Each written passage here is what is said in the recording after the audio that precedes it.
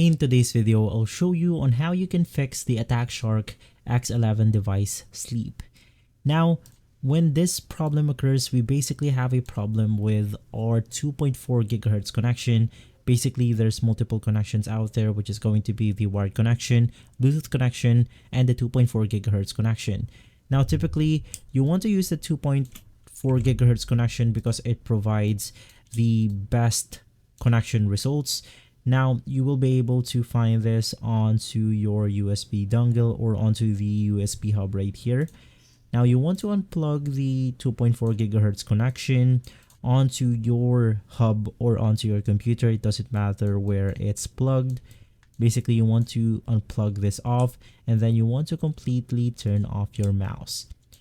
From there, let's then head over to the product controls at the back of our mouse.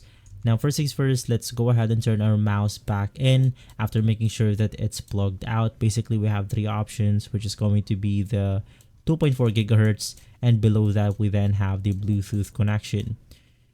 After making sure that you have flipped the switch to 2.4 gigahertz, head over to the mode switch option, which is going to be this one. You want to hold click on this button for around 5 to 10 seconds and making sure that the 2.4 gigahertz LED is blinking rapidly.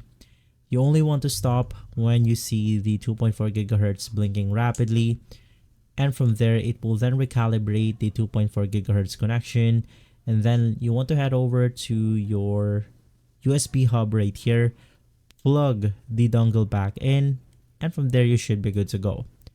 If this video has been helpful, leave a like, subscribe, and follow Guides to Everything for more videos like this.